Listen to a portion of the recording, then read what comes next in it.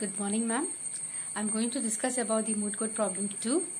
I'll be arguing in favor of the petitioner in the High Court, that is Meera Patel. She's filed a petition for the custody of her son, Deepak Patel, who has been disabled following an accident. So, my lord, I'm here for the petitioner in this case. And as your honor might have gone through the records, and I'm sure that you will be well aware of all the facts of it.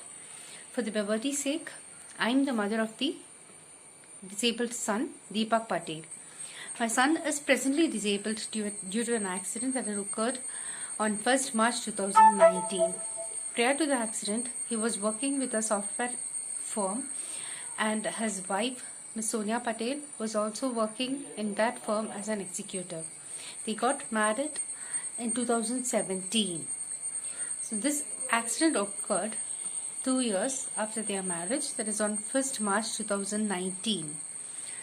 So in between these 2 years of their married life, there have been several marital discords between them, and my son has contacted me several times expressing his displeasure in his marital life. Unfortunately, the accident happened on March 2019, that is 2 years after his marriage, and it has caused a considerable disablement to his hands, and for which he has been terminated from his office. So, as my lord knows, as per the Hindu Marriage Act, marriage is considered as a sacrament. So every partner is duty bound to take care of the other, which has been miserably failed in my case.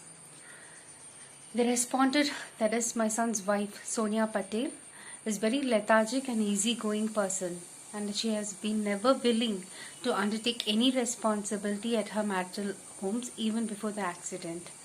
Now, after the accident, she has become the sole earning member, and she has appointed a maid to look after my son. My son, due to the accident, has been disabled. There has been a difficulty in using his hands, and as a result, he was terminated from his office. So his wife is the sole earning member. She has appointed a maid to look after my son. This maid has been ill-treating my son, and my son has been continuously complaining about this to his wife, but she has not taken any action. This has caused an amount of emotional distress to him and has caused him mental trauma. And his wife, because of her financial condition, she has not given due medical care to to my son. A proper physiotherapist or medical checkups, running medical checkups would have made my son much more better. But here she has failed to supervise the maid in doing her duties, and also the wife has failed to perform the basic marital duties to take care of my disabled son.